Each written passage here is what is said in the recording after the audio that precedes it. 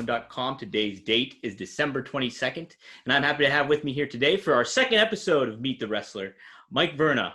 Mike, thanks for joining me today, brother.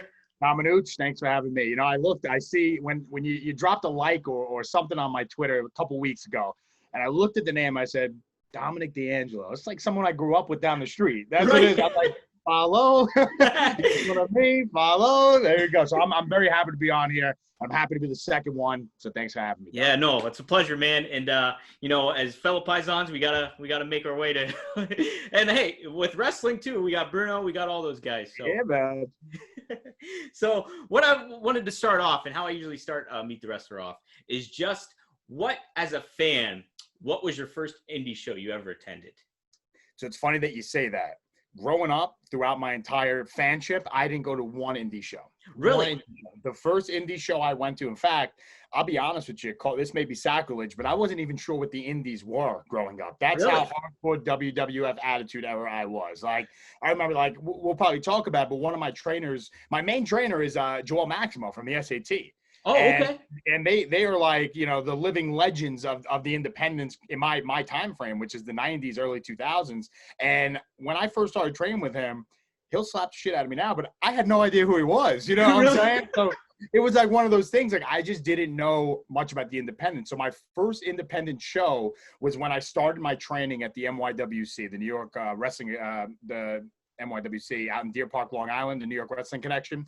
That was my first initial school where I was trained by Tony Nese and Alex Reynolds. Okay. And as, like I say, maybe my second weekend, they had one of their bigger shows of the year, which was the Psycho Circus. And I think that was Psycho Circus 10. So that was my first independent wrestling show as a student of the academy. And I'll tell you right now, that show right there, it was one of their biggest of the year, probably their biggest of the year.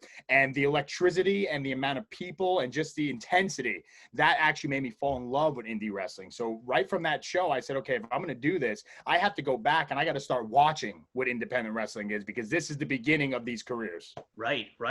So, like, coming from that perspective, that's pretty amazing. Like, because I mean, you're based in New York City, so I'm sure it's like very difficult and like weird, much more of a different dynamic than say if you're in a rural area like I grew up in, where it's like, okay, hey, I'm going to like a town that's like 30 miles away. There's an indie show going on. Yeah, there you go. So talk about like how big of a transition, like from seeing the WWE product and how polished and everything it is, and to, you know, from the Attitude Era too, and then going in and getting that almost baptism by fire by seeing an indie show for the first time. Then. You know, that's a great point right there, because I think it was certainly like, you know, I knew that when getting into independent wrestling and getting into training, I wasn't going to be walking into Madison Square Garden and there wasn't going to be pyro and all this crazy Titantrons and stuff like that. So I was expecting that. Yeah. But I remember, again, Psycho Circus was my first one. So that's kind of like a big stage to kind of put it on, because they do go all out for that show. You do get a little bit of fog machines, a little bit of... a little bit of stuff happening. A little bit of something. So it was cool. But, you know, it was a little bit of awakening, because, you know, the more and more shows I attended during my training, you know, the more grungy and gritty it is. And I remember, like, finishing my training. I finished my training with Joel Maximo in 2013. So I started in 2011 with NYWC, and I finished with Joel Maximo. I stopped in between for work reasons, you know, just travel. I was a young kid in college, you know, shit happens at that age. So, absolutely. You know, I moved on for a little bit, and then I rejoined Joel Maximo School, which was in Brooklyn, which was just an easier travel for me. I'm in Brooklyn. NYWC is in Deer Park, Long Island. So it's about an hour and a half to sometimes 2 hours in traffic of a trip. So it wasn't easy for me to balance school and work and just everything in the middle for it. So I took that little hiatus, and then all of a sudden I found out through another wrestler by the name of Talon that there was a school in Brooklyn named, you know, the Ludus Wrestling Center, which was by the SAT. So I started training there, and their shows were as grungy and gritty as possible. We ran out of a big warehouse in Park Slope. It used to fit about 400 people. Just, it was all concrete. Imagine the walls concrete, the floor concrete. I mean, if you think of underground fighting, that's what this looked like. But I'll tell you right now, I don't care how earlier that was in my career and how much I've been able to accomplish since then. Those are some of my most favorite shows, because the building was just, it was like a concrete jungle, literally. And that was just an experience I loved, where it's like, okay, you know, every wrestler wants the bright lights of the WWE or WWF or AEW, but every wrestler loves the grunginess and the grit and the passion of independent wrestling. And I think that was my wake up call to say, wow, I really love doing this. Yeah, yeah, and you know what? The neat thing about that is too is if you start off like you have these expectations and then you go into it and then you're like, whoa, I'm kind of like this is so different for me. What is? Then you see it all. It's almost like you know that you're capable of doing that. Like you're capable of starting like just with the bare bones of things, quote unquote, so speak. So Sure. like anything elevated up, it's gonna be like, okay, I can handle this stuff now. You know, I can handle this stuff because I've been there and it's. Totally. And that's a great point. It's like, if I didn't have that start working the grungy shows and even the shows with 15 people, if that sometimes. I remember I went to a show, maybe my third match of my career out in Virginia that had 6 people in the audience. Yeah. And I didn't know what the hell was going on. So if you don't have those bare bones experience, like you said, and really experience it down low, it's like when you get to the big stage and you walk out on that ramp and all of a sudden you do have pyro behind you and smoke behind you and stuff like that, you're like, all right, that was worth it. I'm feeling it. That was worth it. Yeah. Yeah. Well, so now what I usually go to, because usually, I always figure that the wrestler has been to an indie show when they were a kid or something. So, crazy, right? I'm telling you, it's wild. But let me ask you, who was your biggest baby face as a kid, like fan, and then who was your biggest favorite heel as a fan? By far, I was like, I actually, I spoke about this on another podcast the other day. I was like, it's hard because when people ask that question, you kind of want to give them like a really good, like, I like this guy because this, that, and the other thing. I love The Rock. That was my thing. It's just such a lazy answer, but I was born in 1991. It was either Austin or The Rock. And I remember growing up, my brother and I were twins, fraternal twins. We don't look alike, but we are twins. Yeah. We shared the same room. In WrestleMania 17, he was an Austin guy. I was a Rock guy. I had my Rock foam bull. He had the Austin foam finger. And we're just going back and forth. So, that was my guy growing up. Now, like the way my career has transitioned both into Hollywood and wrestling, I would love nothing more than to sniff the success of The Rock. So, it's really, he was that guy growing up. My heel, I will say this too. When I grew up and I was a wrestling fan, I was a wrestling fan that really, really protected kayfabe, even when I knew that it was possibly broken. Yeah, you know what I'm saying? Let's put it that way. And I remember like, WCW, when they did the Invasion with the Survivor Series, I was on what year was that? 2000. That was like 2001. Yeah, when it all. So I was about 10 at that. Yeah, I was 10. So I was, still young, but you're at the age of 10 where you're starting to kind of smarten up to the idea of what wrestling is. And I'm telling you, I was at the edge of my bed, like almost in tears when, The Rock was the last guy down. I was like, we're going to lose the company. WCW is going to beat us. You know what I'm saying? So like my general consensus when it came to heels was I hated every heel because I was that type of fan where I was just so passionate about the realism of pro wrestling that if you were a heel, like I didn't even think you were cool. Now it's like if you're a heel, you could be cool, you could be badass. Back then, no. If you were a heel, stay out of my face. I want nothing to do with you. You're a bunch of chicken shit. That's right. Straight up. Absolutely. No, and it's a lot of like, because I was a WCW kid growing up, and so I'm just a touch older than you.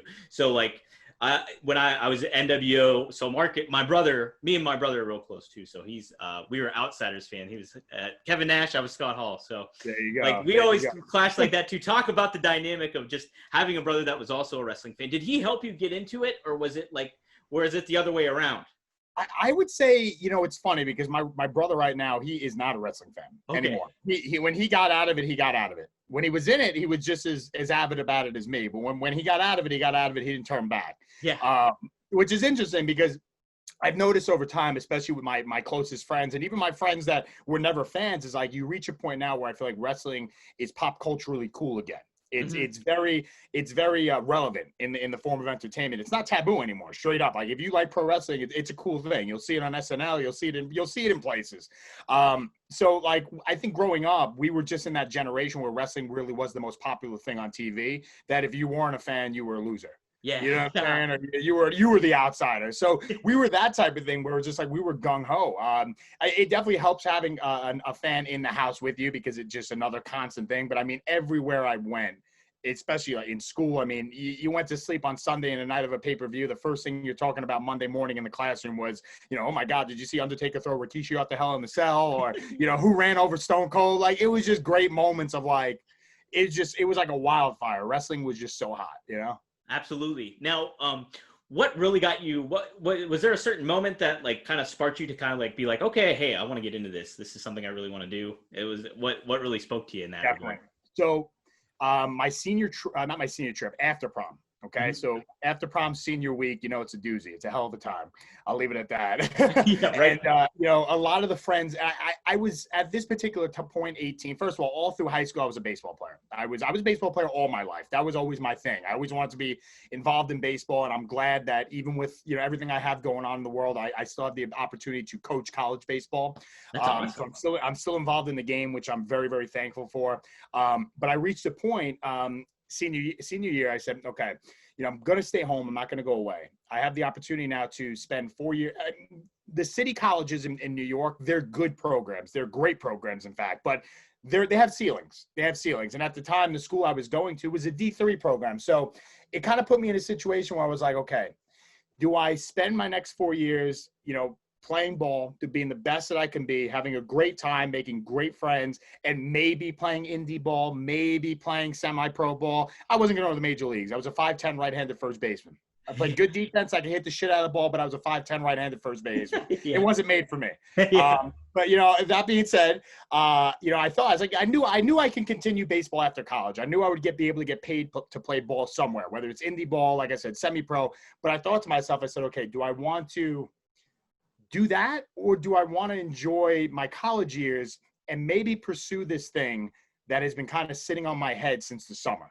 And I'll get back to that story with senior week. You're obviously drunk with all your friends, and for some reason it was a rainy day one day at Seaside Heights, and we couldn't really go on the boardwalk or anything like that. So we were all bundled up into a big fucking strip of motel rooms, and we're in there and we're drunk out of our face, and all of a sudden a wrestling conversation comes up. And I just start reliving the past of like the 90s and, and all these cool stuff. And the next thing you know, there's 2 beds broken because there's a 3D through one of them. Then someone gets powerbombed through the next. So now I'm sitting there. Yeah, it was a great time. We laugh about it to this day. Yeah. And, that could have been the switch to me where I, that moment right there was the validation that I needed when I chose not to play baseball. When I decided not to go on to play college baseball, it killed me. It really killed me, because as much as I didn't want it, when you just have that moment where the light goes out and you're just like, I'm not as passionate as I was for it, and it killed me, because that was like my life from 3 years old to then. That was really my passion, my life. But when it becomes like a job, and that's what baseball was at that particular time, as much as I love being on the field and I love the game, sometimes it becomes a job, and sometimes you just want to be a kid, or a young adult, whatever it is. Right. And it killed me to not play. But when I got drunkenly, blackout, and I was breaking beds with power bombs, that was my wake up call where I said, this is what I want to do. Like, everything is meant to happen. Like, I didn't play baseball because I'm meant to do this. And I remember that full freshman year of college, I just worked out. I went to the gym as hard as I can. I tried to create some kind of body, because, advice I give to any young guy or anyone that's trying to get involved in the business, you don't have to be a bodybuilder. You don't have to look like 80s Hogan. You don't. But you need to be in some sort of shape to protect yourself from what we do, because it's not ballet. It's not at all, not by a long stretch. So I spent a year preparing myself for that, cardio, bulking up as best as I can, just hitting the weights constantly. And then, my 20th, not my 20th birthday, but my 20th year, 19, whatever it was, that's when I signed up, and I said, I'm doing this. That's great, man. And like, to have that kind of like mindset too, to be able to be practical about like, okay, hey, baseball, it does have this ceiling, and I do realize that's pretty rock solid to be like that, and to know that you can okay, there's more options. I think it helped, dude. I think what helped more than anything is the fact that I had this wrestling dream like on the back burner. Yeah. That was really what it was. And I think like having that idea, like, man, I can be a wrestler too. Like, I don't have to play baseball. Why do I have to play baseball? I could do this. I never knew that you can be a wrestler. I always thought it was like you get recruited in a circus, or Vince McMahon finds you like on an island because you're 8 foot tall and like you're this like King Kong thing. Yeah, I never knew that you can literally go to a wrestling school, sign up, and train to be a wrestler. And it's crazy now because, like, it's not that long ago. I've been wrestling for I've been training since 2011. So it's almost 10 years of being in the business. And it's crazy. I feel like so much has changed, where it has to do with like the mainstream aspect of wrestling now, where it's like you can literally pull up a Google ad. You can see a local TV commercial for it, where back in the day, it was like impossible. Instagram, I think, just came out in 2011, all this stuff, the business has changed so much. And it's just, like I said, it's just crazy how everything just comes full circle. Yeah. Now, how does it balance for you too, knowing that you not only you do acting and you've done baseball, but like presenting yourself as a wrestler now and stuff like that with social media? How has that kind of been for you, and kind of like learning the ropes as going along? Like we all grew up with social media now, so it's just like, Yeah. how did that kind of work for you in a lot of ways? Well, it's a full-time job. Yeah. Simply put, it's a full-time job. You need to be you need to post frequent. You need to your posts have to be relevant. Your posts have to be timely. There has to be a plan behind it. I took a course in social media. I interned, believe it or not, I interned for WWE before I became a wrestler in social media. So right when they started their social media push, like I said, back in like 2011, because I didn't start wrestling until 2013 was my debut. And I think I interned with them from 2012 to right before my debut. So I was in training when I was interning with them. Obviously, that was my way in. But yeah, so I learned the ropes of their way of social media marketing. And I was like, oh my God, like this is a lot. And then when I got to the indie level and actually started creating a brand for myself, you get paranoid with it sometimes, because it's like you have to constantly keep yourself relevant through tweets. I wish that there was no such thing as social media, because I feel like finding talent and people earning spots would be on a totally different level. It would be like if I go back to my baseball background, it would be scouting. When I go to recruit a player, when I go to their high school games, I'm not looking at their social media. I'm looking at their social media after I see what kind of player they are, to see what kind of person they are. Yes. You know what I'm saying? I don't want to recruit someone who hits 350, but is 17 years old and drunk every single weekend. I can't do that. Responsible, yeah, really. Yeah, I can't do that. But in wrestling, it's like, forget about the work. What's their social media brand like? And it's not a bad thing, because I think there are a lot of people that have maximized the ability of social media, and their work can back it up. But the idea that the social media comes first, I think that's the only thing I don't like. I love the idea that I have a free walking commercial in my hand, because I know how much it costs to make commercials, and I know how much you get paid to do commercials. And to be able to do it for free, it's not bad. Yeah, it isn't. And I think it's so many, I see a lot of independent wrestlers like not take advantage of it in a lot of ways, and like make the most, because it's a frustrating, but it's a necessary means to the business nowadays that people. It's so necessary. And that's the thing too. It's like, I feel like wrestlers who don't take advantage of it, I feel like it's because they don't know how to. Mm-hmm. As crazy as that sounds, I feel like they don't know how to. It's such a loss. Like, it really is a skill. That's why there are jobs for social media now. And you really have to find like, what is it's a freaking science. Straight up. It's a science. Absolutely. Absolutely. Now, something I wanted to get to too is like, when you got into wrestling, did you take what did you take from baseball into wrestling essentially? What kind of factors transferred over to that? I love that question, because this is something that I pride myself in, and that's being an athlete. Yeah. That's being an athlete. I didn't get into showbiz until I was a wrestler, and I had no intentions of getting into showbiz. So all my background is athletics, baseball, training, coaching, recruiting, all that stuff. That's my background. It's like, that's what I want to do. So when I get in the gym, I think of it as like, I'm training to be an athlete. When I do, anything I do is based on, I'm going to eat, I'm going to train, I'm going to take supplements, whatever I got to do, it's to be an athlete. So that's what I carried over with that work ethic, where, and if you look at let's use WWE for an example. They recruit so many professional athletes that either got cut from the NFL or retired early, or, they're international stars in some kind of a sport. So they get all those people, and that's the only thing they know is athletics. They don't know pro wrestling, the entertainment side. They know about the athletic side of it. But if you have a step ahead when it comes to being an elite athlete, I mean, you're already a step above in front of a lot of other guys who are professional wrestlers. So I mean, that was the one thing I took pride in early on, was like, I'm going to take what I know from baseball. I'm going to take that work ethic.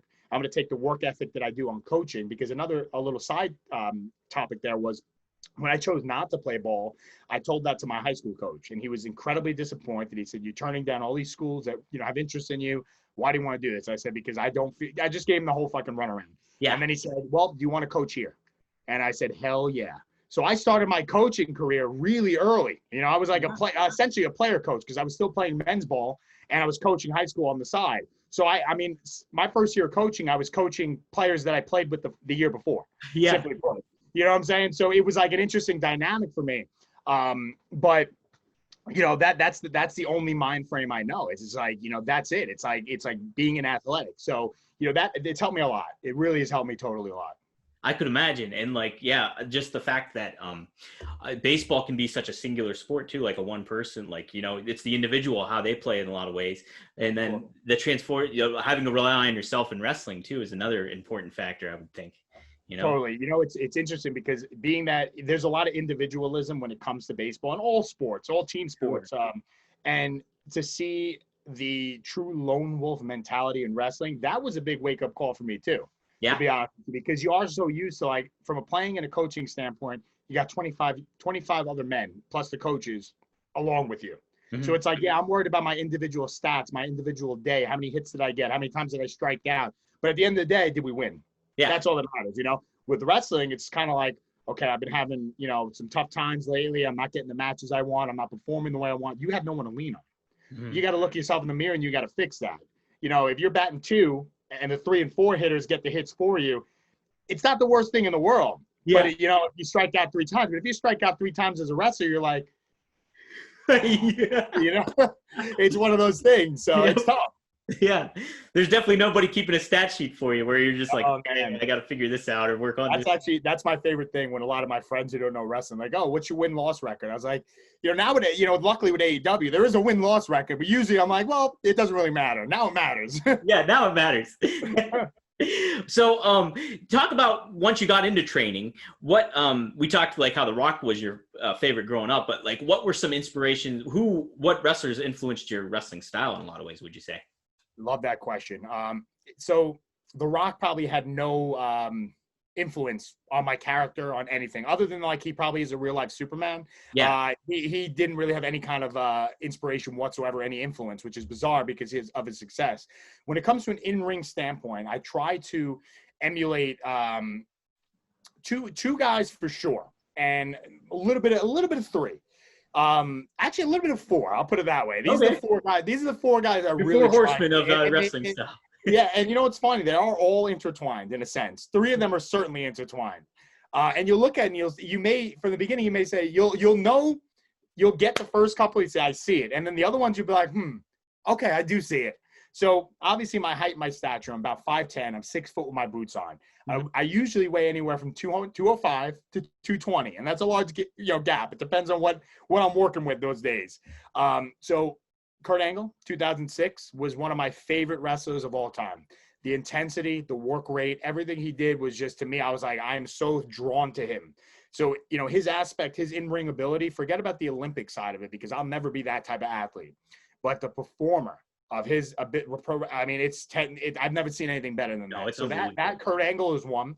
Mm-hmm. The second one would be Dean Malenko because, again, same size, similar style. I don't do much lucha, but I do enough lucha and enough, flippity doodah that can kind of suffice me to match up with Malenko. The other one be Eddie Guerrero in a way. Because, again, I'm trained by Joel Maximo, so I do have a lot of lucha experience, a lot. I mean, more than I think I should ever have, based on my stereotype of what you see. You know, I shouldn't have any of it, but I know lucha. I know that style. And the last but not least is probably the most obvious, but the one that kind of is the toughest to say, which is Chris Benoit. Yeah. Just strictly from a wrestling standpoint, I mean, that it's hard not to emulate him. We're very similar body types, very similar style. Strictly in ring. Let's make that clear for the people listening. Yeah. Strictly in ring. Yeah. So I mean, those 4 guys right there. I mean, I try to look at them and I say, okay, they're a mix of power, technical, intensity, just the stuff that makes wrestling look real and feel real to me, especially Angle and Benoit. I mean, when you saw them in the ring, you thought it was a fight, a real fight. Legitimacy. There was 100%. And again, you know, they may have been not the biggest guys in the room, but try to pick a fight with them and see what happens. Gosh. You know? Yeah. I remember just seeing Dean Malenko he was like my favorite cruiserweight as a kid too, and just the presence he had. He was such a different presence than what the other cruiserweights were, because you had Jericho, you had Juventud Guerrero, you had the Ultimo Dragon, you had Psychosis. But Dean Malenko would come out, he was the Iceman, and he had like that, you know, he was like methodic and like taking Totally. out the opponent. He made, like, when you watch his matches, and now when I watch their matches just from a studying standpoint, you could see the little things that they would do, specifically Dean. You would see the little things he would do to a body part or during a spot that would just mean more for the match. And it would make those little details where, someone our age, maybe the younger people might not really fully get it, but people who are really wrestling fans that are a little bit older and understand the business, they can watch that match and be like, oh, look at that little thing he just did. Like that little moment makes the match 10 times better. Absolutely. It's like, those are the things I look for. One of the early things I've ever learned is, like, you throw a hard punch, one of these, it's just those little things that make that match. Like, yeah, if I did that, that's how I react, and I think we're missing that. But if we can start intertwining that a lot, I mean, we can do a million flips a match. As long as we intertwine those little moments, I think we're in a perfect world. 100%. And, I think all those little things, they build up to a storytelling aspect of things, where it's like, I was watching, me and my brother, we do a podcast for the show too. For AEW, we do it weekly. And we were talking about Cody's match against Angelico, and how they start off with like arm wrenches and different things like that. And that in itself was its own little story until they built later on. I couldn't agree more. I was watching that match live. So, I was saying, I was like, it just, look at Cody's ability to tell a story. I mean, my favorite AEW match of all time thus far, and it's not even an AEW match, was Dustin versus Cody. I mean, that is such pure storytelling in this era. I understand that they were given an Oscar-winning script, and they were able to kind of tell a story without having to even read the script. It's just like, this is the story, we're going to do it. But the way they got in the ring and portrayed it, like, I mean, that is what we need. Yeah, there was a few high spots here and there, but like, the story is what sold the match. I mean, I'm looking at that match, I'm saying, this is a movie. This is what I want. This is what I need. This is what made me a wrestling fan. Right. That's it. Like, I want to be invested in the characters. I want to be invested in the stories, and I want to be impressed by the athleticism. Those three things are what I want. Now, from your perspective, is there something particular, whether it's in ring or whether it's like persona or how you convey yourself, is there something that you feel you should be working on? Like, what's something that you want to build upon more? That's what I've been thinking a lot more of lately. Now more and more I start knocking on the door for bigger companies and hopefully start working towards working somewhere full time.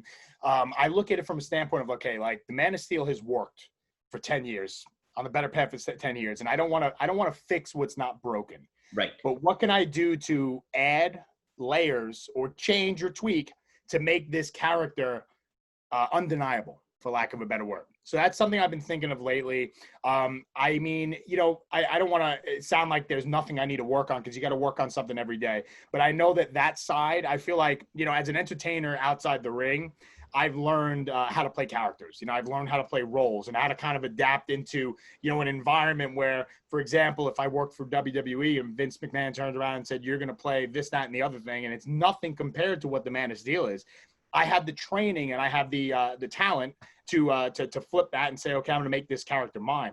With other companies, you have the ability to kind of take what you have and just add layers to it, which is amazing because it's creative control in a sense. Yes. But I want to take that ability to play a character and kind of try to add it to what I have and see how far I can stretch this. For the longest time, the internet has been wanting me to be like this big paisan, this big Sopranos paisan. And I try to add that a little bit into the Man of Steel character, just little mannerisms, like you'll catch this every now and then, like just little things that kind of get me, going. But, trying to figure out what that main move would be and that big change would be, I think it'll come and it'll hit me in my face before I can even realize it. I think it's just a matter of getting in matches and seeing how just the work in and seeing how what mesh, and I think that's the point I'm at in my career right now, where it's like, instead of looking myself in the mirror and say, I'm changing all this, because, at the end of the day, it's a brand. I mean, for Christ's sake, it's tatted on me. Yeah, right. Like I'm branded.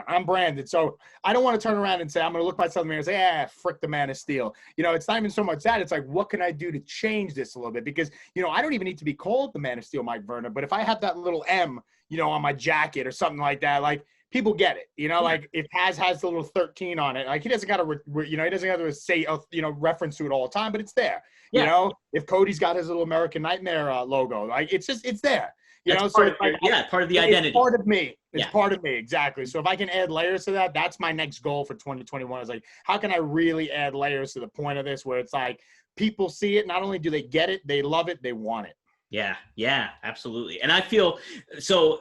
What else I ask is, is there big outside influences outside of wrestling that you've kind of put into yourself, whether it's like, Superman or anything else? What has all come into play to convey who you are, like the Mike Verna?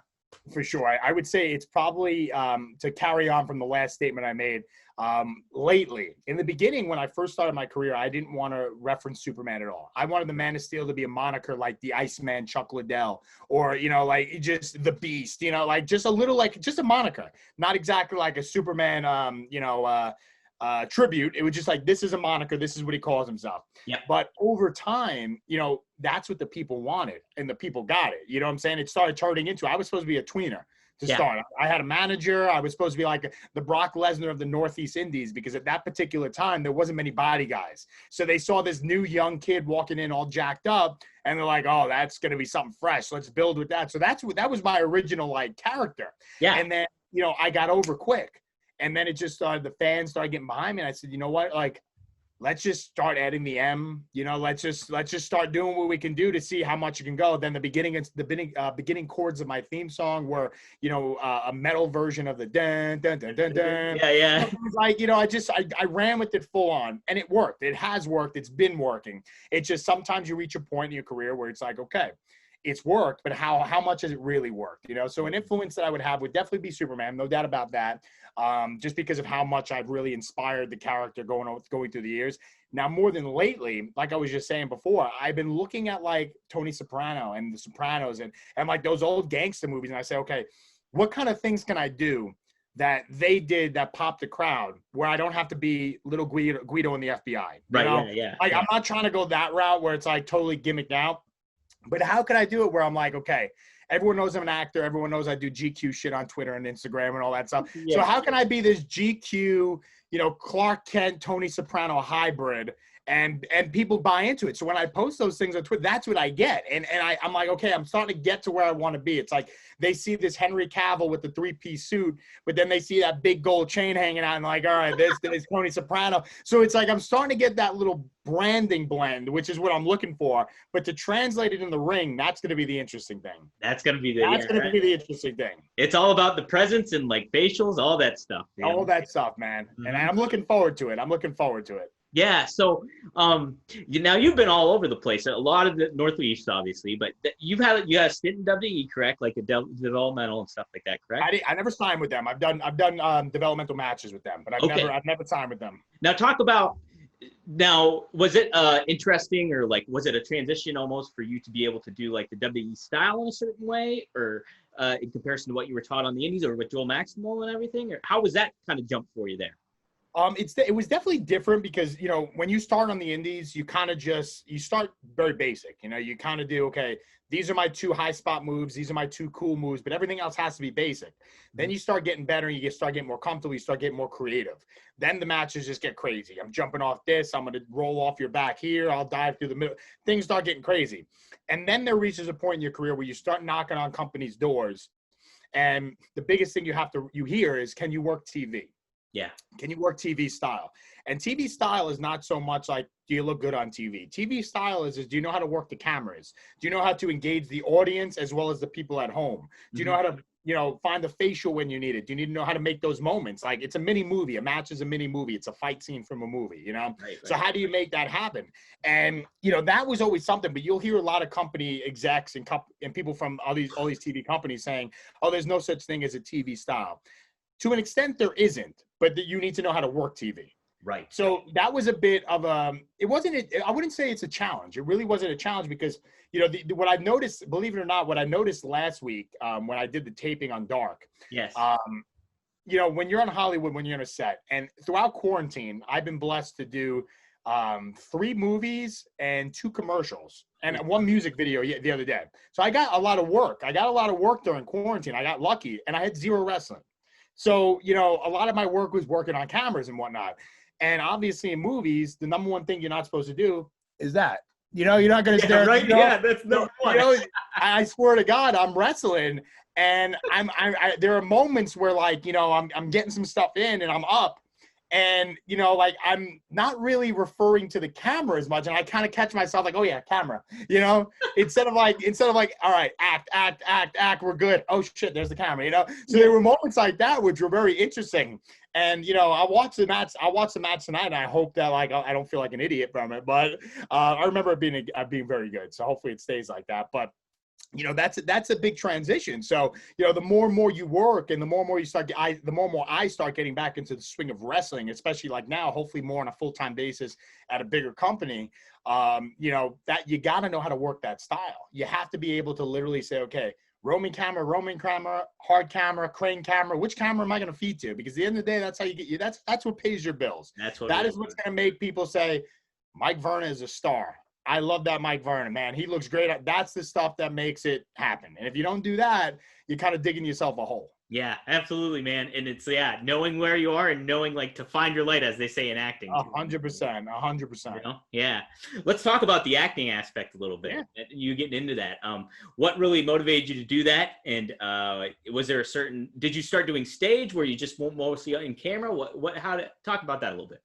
So it kind of happened by chance. So I remember working an Evolve show in Brooklyn. Mm-hmm. And I found out later that my agency that I work with now, which is BMG Talent, they're all over the United States, but obviously my office is in New York. The guy that linked me up, my specific commercial agent, is he's the head of fitness and commercial. So his branch right there is he basically takes former athletes and sees if they or current athletes that look a certain way, and he tries to convert them into a model and an actor. So I was at a show one day, he was there, and I had gotten a Facebook message from him, and I didn't think anything of it. I thought it was, to be honest with you, I thought it was just people who do what they do in the wrestling world, you know? I was like, all right, you know, what do you want from me? You know, it was like one of those things. Right. What do you know, there's some people that are creeps in the world. I can't sugarcoat it, Don. I can't do it. I don't blame you. People that are, you know, there's some people that just slide in with no filter. You know? So I thought it was one of those, because it usually started by saying like, oh, you have a great body, I'm like, oh God, okay, here we go. Geez, no. Here we go. And then I eventually found out that Anthony Bowens, part of the Acclaimed at AEW, is represented by the same agent. So I said, I had him up. I was like, Anthony, like, what is this guy? He's like, oh, he's my agent. I go, oh shit, he really is an agent? Like, okay. So then I emailed him back, and I said, and then we spoke for a bit, and he said, you know, do you have interest in getting into, you know, modeling and acting? I said, well, to be honest with you, I have no background in it. I had no interest in it, but a professional wrestler is kind of a underwear model and an actor all put in one. So yeah, let's give it a shot.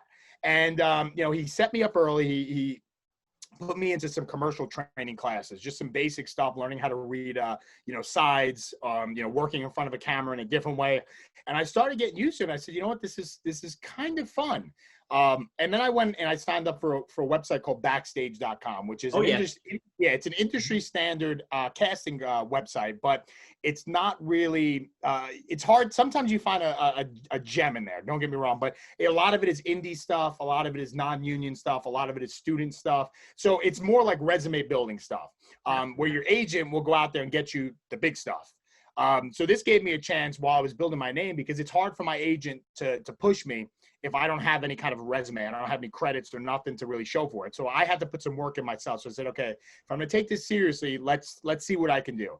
So I started submitting for a lot of stuff that I think I liked, and I started getting some callbacks and some auditions and some jobs. And I said, okay, now I'm starting to work a little. I wasn't really making much money, but I started to work and I started to get the feel of it.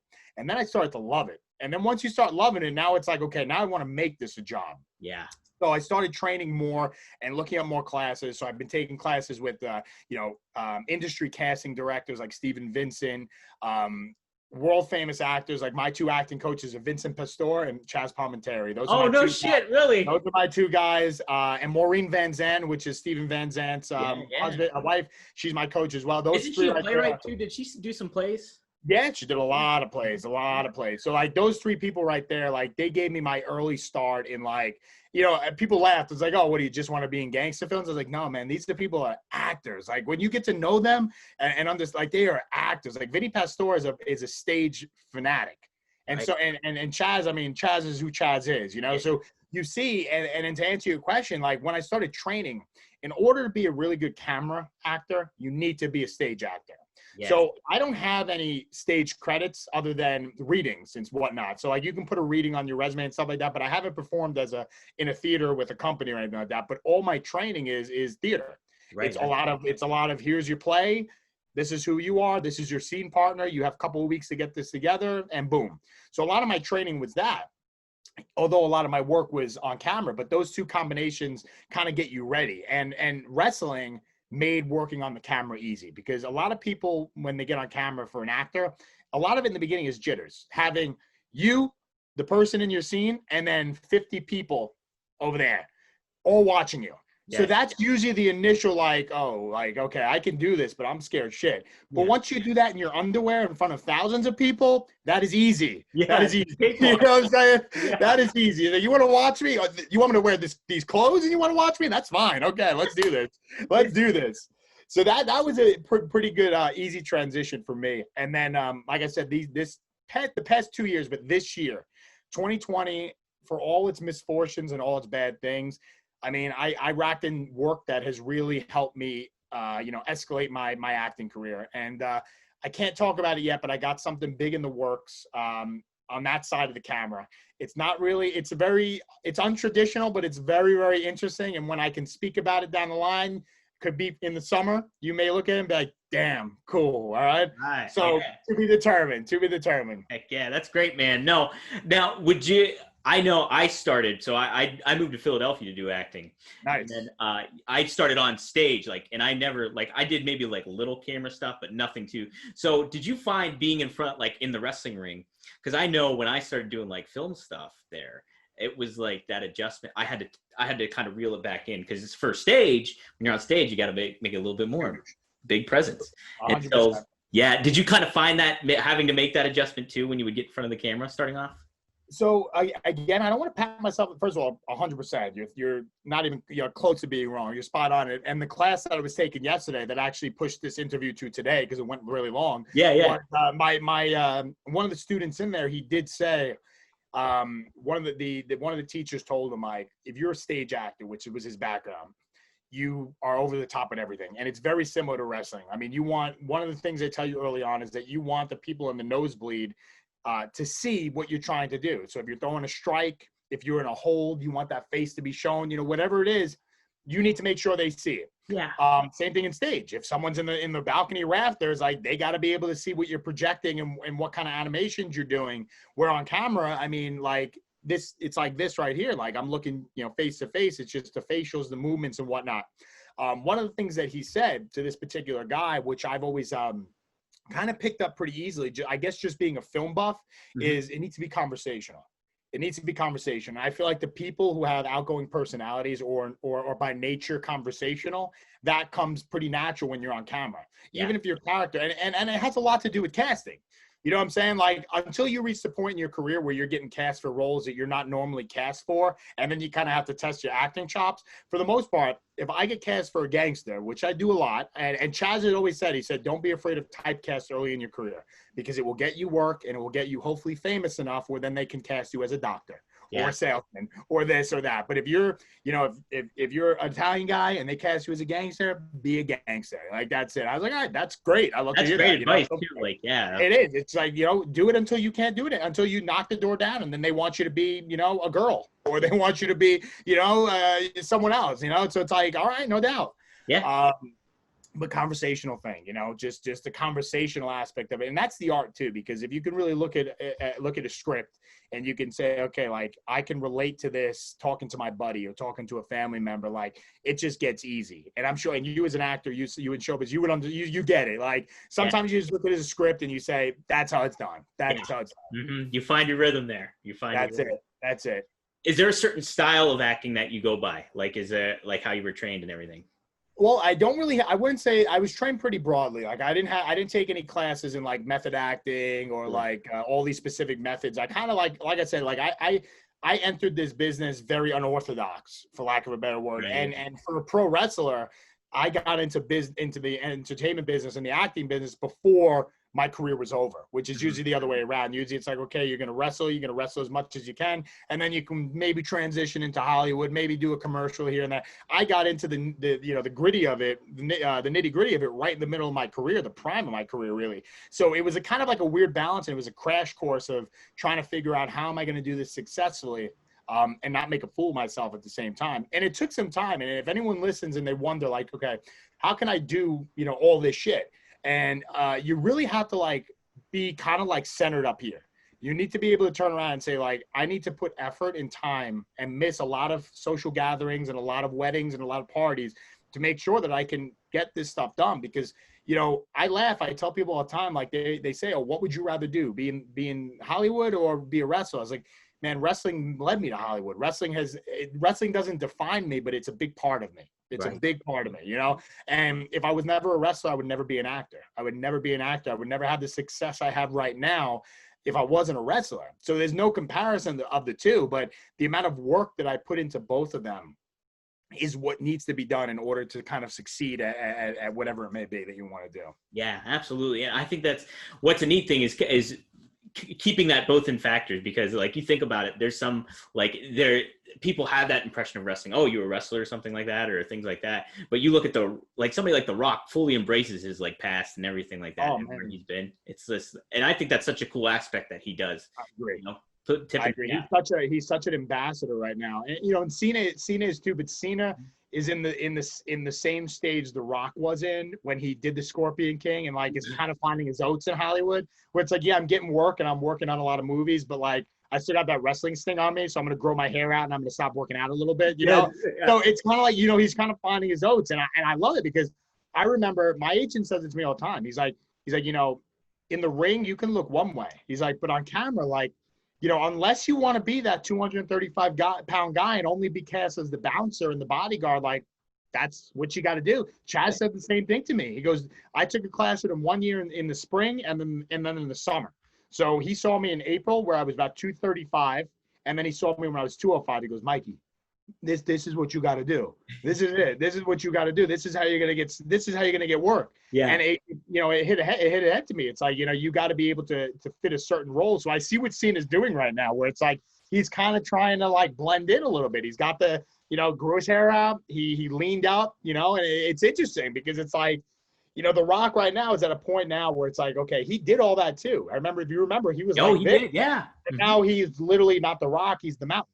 Yep. So he's gigantic. He's gigantic again. So he took it as, all right, I'm going to pay my dues in Hollywood. I'm going to lean out and do what I got to do, and then I'm going to be myself onto my own brand. And I think it's awesome. But to your credit, to your point that you made, like it really is cool to look at his Instagram and like to see the amount of stuff he talks about with wrestling. Like I think he is the reason why wrestling is what it is right now. I think he's a big part in it. Personally, he made it cool.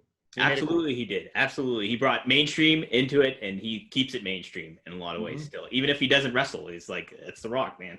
So does Chaz and has they watched some of your matches too? So Vinny, believe it or not, Northeast Wrestling, if you're familiar with the company. Oh yeah, they're based on NEW. They're based everywhere. They're one of the best companies in the world right now. Really reputable, yeah. Totally. I was talking to Mike Lombardi, who's the owner of it, and he was trying to get Vinny to be in my corner for one of the bigger shows. And Vinny wanted to do it. He really, really wanted to do it. It's just, Vinny is an older guy now. He's 74. He's in great shape, so it's not really, but it has nothing to do. His age is not a factor for him. This guy's up and going. He's taking it's still moving. He's going. But the travel part of it, I didn't want to put him in a situation where it's like, okay, we got to drive 3 hours to the show. Then you got to stay till midnight.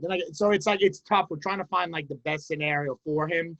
But I'm going to have him there. Chaz's schedule is a little bit more chaotic, so it's going to be hard. But I'm going to tell. I mean, Chaz has seen some of my work. Like I've sent him some links, and remember, Chaz is a big boxing guy. I know, yeah. I think Chaz loves boxing. He was a boxer growing up. He still hits the bag, so he loves boxing. So wrestling is not like the thing that he's most familiar with. But what he did tell me, and I tell this to a lot of people, he said wrestling is one of the purest forms of theater. He said, what you're doing right now is one of the purest forms of theater. And I could tell, he's like, I could tell that's why you're a natural at it. And it's a good thing. And you're gonna see there's gonna be a lot of stars that follow suit. I mean, I think wrestling is just gonna open the door to that world. And I just hope that the wrestlers that do get involved in it find the passion in it and find the fun in it, because it's so much fun. Oh, it totally is. You know, It's so much fun. and the different variety that you get from whether it's in the ring, I'm sure, to comparison to being on a stage or to being in front of a camera, there's different rushes you get from it, you know? Ooh, yeah, that's such a great point. So, well, you're talking about stage before the pandemic, I have no musical background whatsoever. I don't even think I'm a good singer, but yeah, I got sent on a role. My agent sent me this role. It sent me to play Rocky in Rocky the Musical. Really? And, yes. Yeah. And I said, Mike, I said, you sure you want to send me on this? He goes, it's talk singing. He's like, it's Rocky. You think he's got a good voice? I was like, no. And I was like, all right, let me give it a shot. So I listened to the album, and the guy had a fucking awesome voice. So I'm like, God damn, like, this is crazy. Yeah, I'm going to continue. This is nuts. And I did the audition. I got a call back. I did the first audition is just lines. All right, read the lines, boom. If you can look like Rocky, you can do the lines, we'll give you a call back. So I got the call back, and I did the singing. And they looked at me and they said, I don't care if you say you can't sing. You probably can't sing, but you can sing this. Yeah. And I was like, damn, okay. So I found out that I was in the final four to play Rocky at the off-Broadway Rocky the Musical. Yeah. And then the pandemic happened. So, so other than that, I never had the chance to really perform on stage, like in front of a live audience. And I feel like that rush may be similar to a wrestling rush. But the biggest thing I tell people is when you work film and TV, the only rush you get is when you hear it's a wrap. Yeah. You know what I'm saying? Yes. And everyone claps, and that's about it. But you don't get that, like, damn, I nailed that scene. Like, when you watch it back, and then you're like, that's a good performance. Like, there's a good rush with that. But when you're in the act of it, like, I mean, a wrestling match, I mean, that is why people do it. That is that. It's just like, it's crazy. It's uncomparable what a wrestling rush can give you. Absolutely, man. Like, and I know just stage stuff is you get that immediate reaction too. I think yes. That's kind of very satisfying. And that's a very good motivator too. If you get that reaction, you're like, damn, I'm in the mood here. I'm in the zone. Yeah, I feel like that's the hardest thing right now with the COVID era of wrestling is that either the limited fans or no fans. It's like, sometimes that's what we need. We need to get through a match, hearing the people cheer, and you hit a big move or a big spot, and all of a sudden there's that quick kick out, and people are just like, oh, this is awesome. This, like, if you're exhausted, if you're 15 minutes into the match and you're huffing and puffing, and then that happens, all of a sudden it's like, boom, I got another 15 to go. Let's do it. It's like that.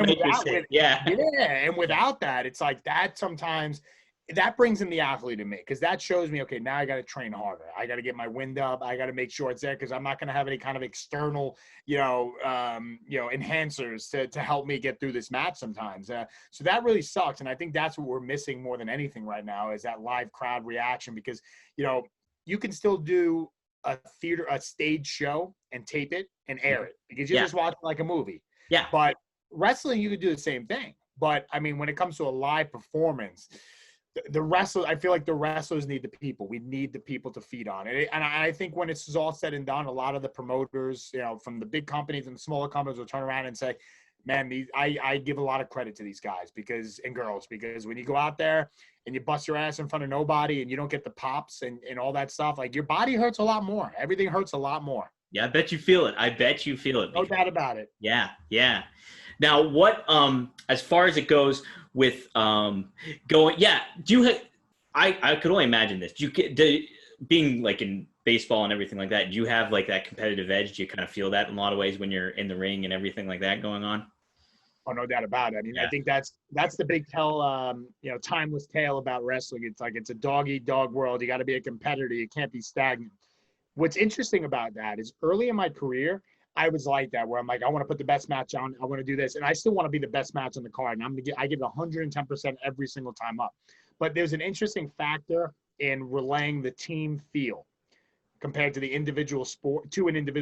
Like we said earlier, pro wrestling is an individual sport. Baseball has individual aspects to it, but it's still a team sport. Right. I look at it now where it's like, okay, instead of being competitive with my coworkers and saying, oh, I got to be better than him and I got to do this and I got to be on this part of the card, what if I take what I'm given I make that the absolute best thing that can ever happen. I make the company happy. I make the card happy. I make everything better. I coexist with my coworkers better because the biggest thing with wrestling, Dom, and I'm sure you've heard this a bunch of times, is that you can't trust anybody. Right. And I hate that term because I want to trust everybody. I know, right? It's a business that you like. It is. It doesn't need to be like that. And I think the trend, especially out there in AEW, my experiences there has always been a very family-oriented place. And I feel like everybody really is in for it, for elevating everybody. And I love that. I hear that all the time when I interview anybody, like an AEW talent, or like I interviewed Baron Black a couple times too. He's okay. Thing. Yeah. Mm-hmm.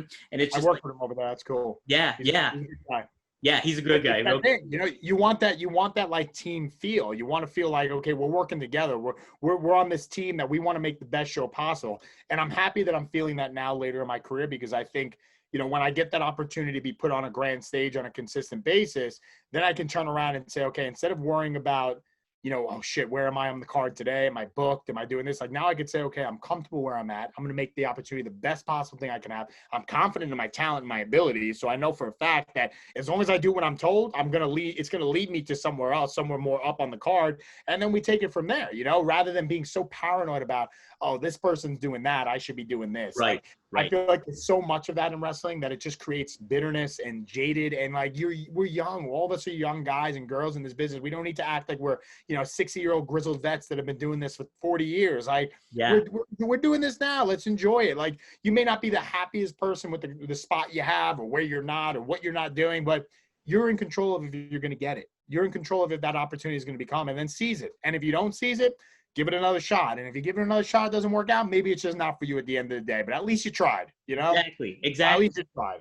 And I think that's a really good point, too, that you make about like kind of it being a team aspect in a lot of ways and looking at it that way. I think it really helps, too, with AEW because it's a new company. And it's like, okay, we want to prove ourselves and show what we can do. I think, and not only that, but the backstage dynamic and you know, people getting along and having that ability to like, express their creativity, you know, as individuals. I think it really, really stands to that point and building that team aspect and having that with it. Yeah. I couldn't agree more. Yeah. I could not agree more. Like that, it really is. It's a breath of fresh air because no one wants to walk into a locker room or any promotion you work, whether it's a TV company or not. You don't want to walk into a locker room feeling like, oh man, I'm going to be miserable today. Or, oh, this guy doesn't like me. I got to look at him in the face. So yeah, it's a waste of energy. Like, you know, like I put my energy towards bettering myself and bettering my craft, whether it's in the ring, whether it's outside the ring. That's all that matters. That's all that matters.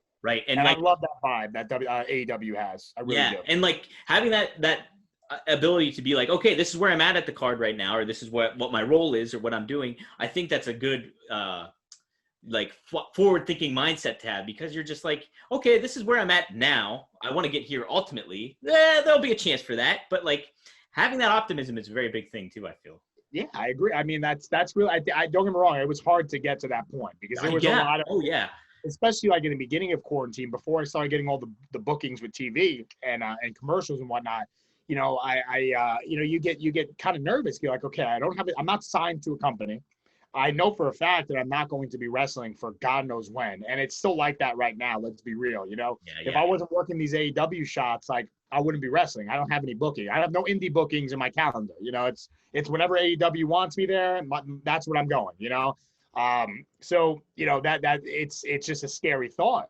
And, you know, the more and more you look at, I'm not to be unfair, I feel like a lot of it had to do with the outside the ring success that I was faced with, where you do get that cushion, because I think a big problem a lot of people have is living in a wrestling bubble and living in a wrestling is all we have thing. And wrestling could be your life and your passion and your livelihood. But at the end of the day, when you go home, you want to share that with other people. You want to share that with other hobbies, you know?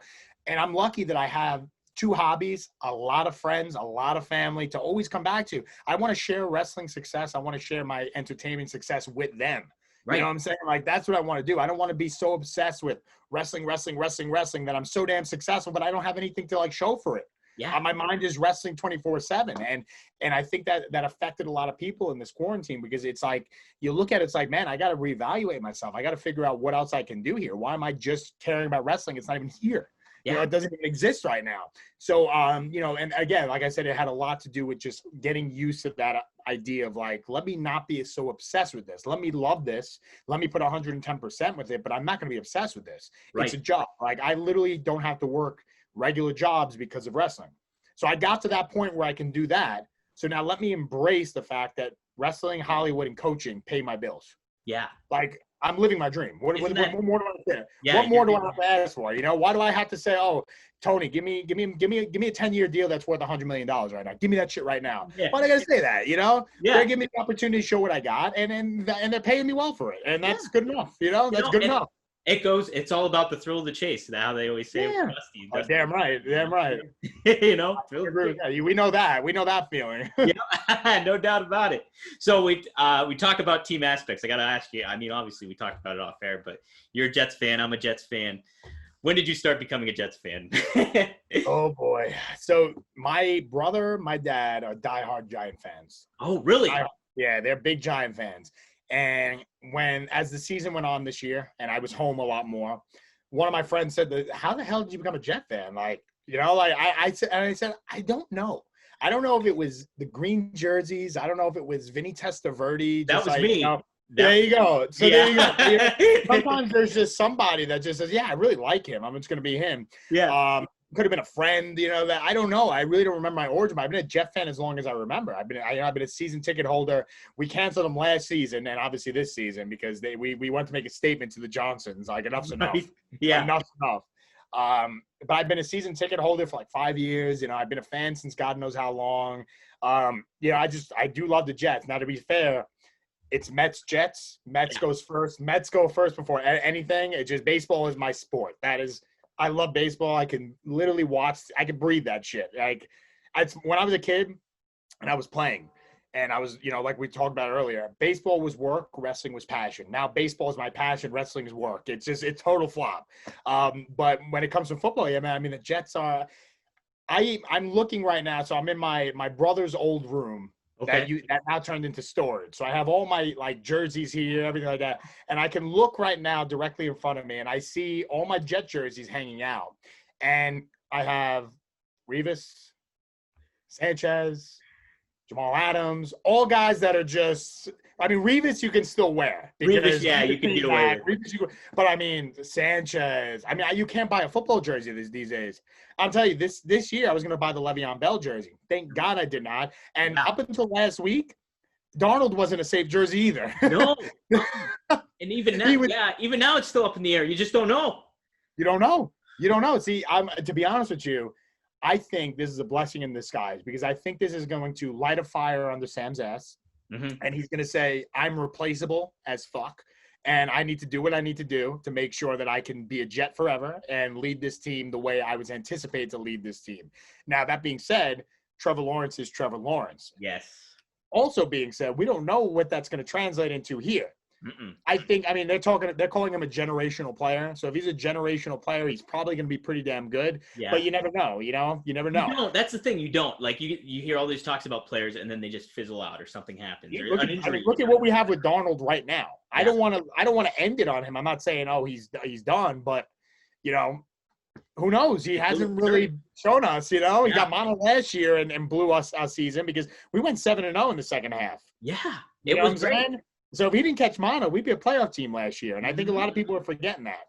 Yeah. So trust in Sam a little bit more. Let's see what he can do. I'm with you. I said this on a tweet the other day. It was like after it happened, I'm like, I'm trying to collect myself because like, damn it, I wanted Lawrence. And I love Darnold. I do like him, like starting off and everything. But obviously eyebrows are raised, So it's like I tweeted this out and I was just like, if we keep Darnold, if we can't get Lawrence, keep Darnold and just build around him. Trade your second pick and just get more picks. And just build around him if you want. And that all he needs is tools. That's what we're seeing. He needs tools. He performed better when you had Mims in there and Crowder before he got hurt again. Like when he had some people around him, he was able to make the plays. He was able to get some things going. But I mean, you got Frank Gore. Yep. You know what I'm saying? Like you don't have a running game. I hate to say it. The guy's a legend, but he's 37 years old. You don't have a running game. You got 7 yards or something this past week. That's it. yeah, you got exactly. Look at that, right? Of all things, I think I read who was it? Evan Roberts' tweet. He's like, of all things, it's Frank Gore. You Yeah, know? right. Of all things, it's tremendous. But it's typical Jets football. It's typical Jets. I hope, as a Met fan right now, the fan base is incredibly optimistic with Steve Cohen. Everybody's excited. Everybody's pumped up. He hasn't made much moves yet, but he's got the ability to, and he's a fan. And I hate to say it, but sooner or later, that's what needs to happen with the Jets. We need new ownership. We need to go a different direction, or we need ownership to just step up and do it, because it's been 10 years since they've even sniffed the playoffs. And they haven't had many good seasons in between. So no, they very much haven't. So we're at that point now where, as a New York market team, we're not even we're laughable. So something's got to change. I have a lot of faith in Joe Douglas. I'm hoping it's going to be okay in that regard. But that's the vibe I'm getting. But I feel like right now, his whole draft strategy is it's up in the air right now. He's probably, that game ended Sunday, he probably went to his room and said, what the hell am I doing right now? I know. He's what am I doing right now? He's probably like Charlie in Always Sunny in Philadelphia, where they got the fucking map. Yeah, the big boy. Yeah, exactly. Yeah. All right, I'll close it out with this. You're really into acting. You like film a lot. Do you have a favorite film director? Is there certain movies that really stand out to you? What's your big thing here? I hate to be very cliche and very stereotypical, but my favorite movies are Casino, Goodfellas, Godfather. My favorite show is The Sopranos. Yeah. I can't be more honest about it. So I love Scorsese. I love Coppola. Even Tarantino. His style of movies are great.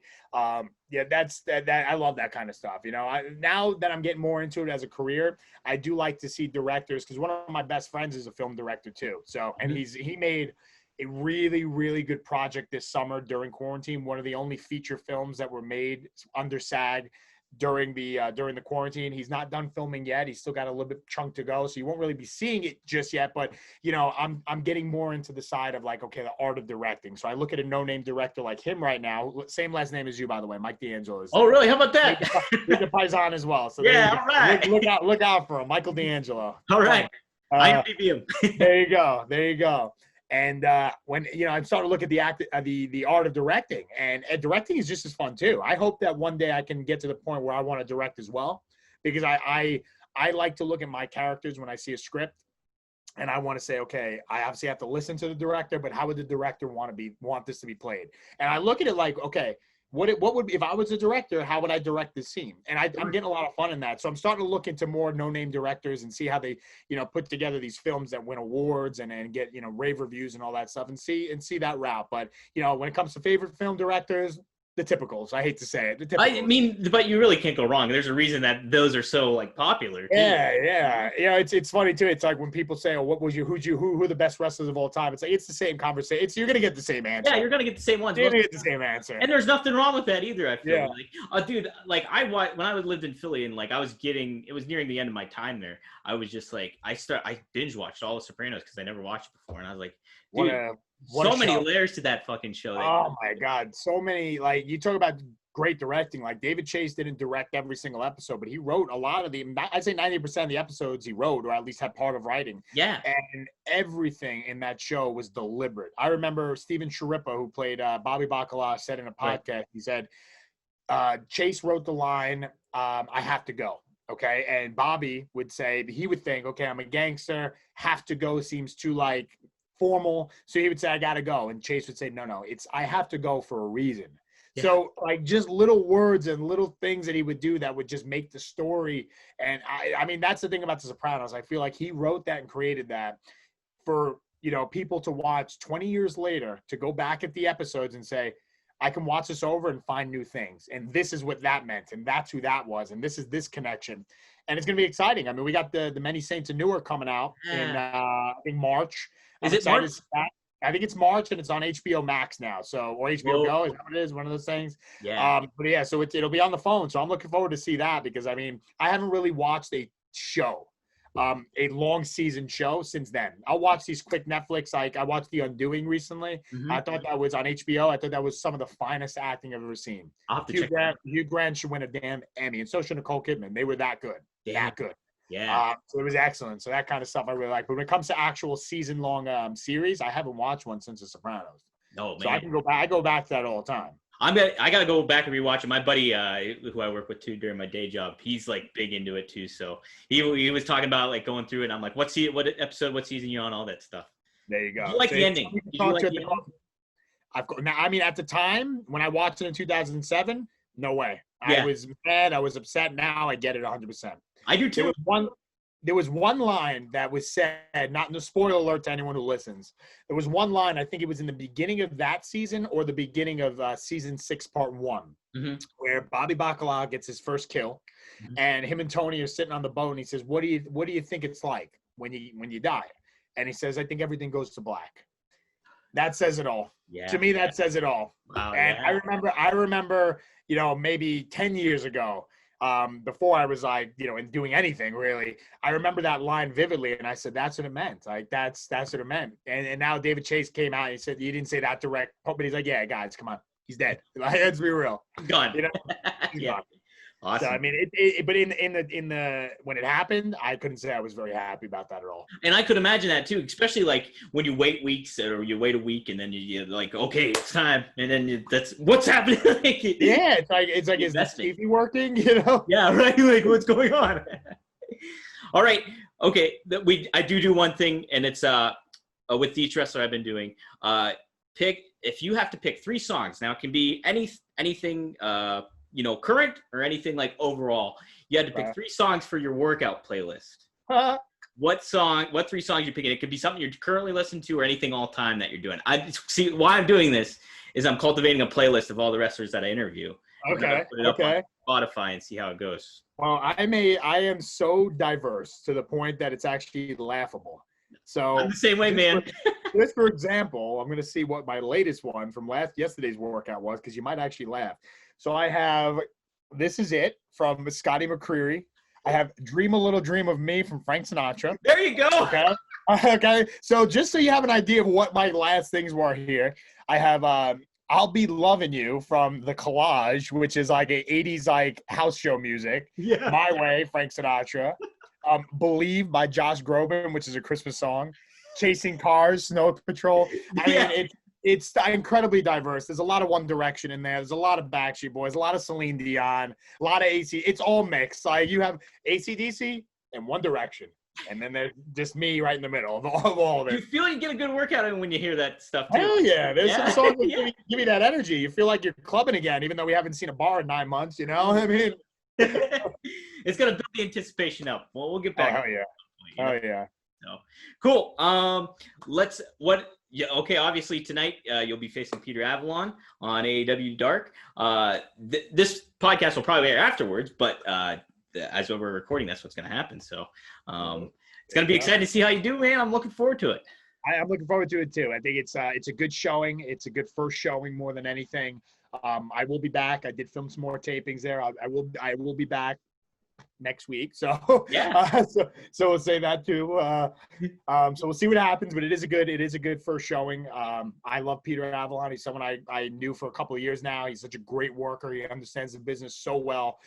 He really helped me during that match to really showcase me as well. And that's a good thing. And I'm looking forward to it. I'm very happy. Like I've ever since my career in film really started getting good, I always said to everybody, I would love to work full-time at AEW because they would allow me to continue to do that. Right. And that's the key. So, I mean, first showing, first impression, I hope it's good for the fans. I hope the social media buzz gets crazy. I hope we get some nice hashtags trending.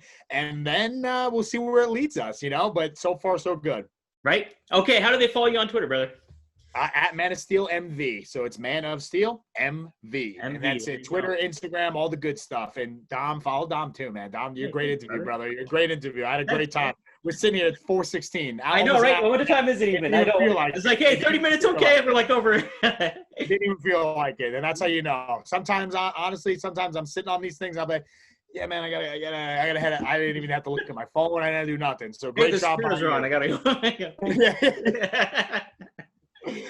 Anytime you want me to come back, I'm more than welcome. This was a great time for me. Great interview, great platform. I appreciate you reaching out to me. No, thanks, brother. Thanks for being the second guest on Meet the Wrestler. It's hell yeah, guys, and please keep listening to more.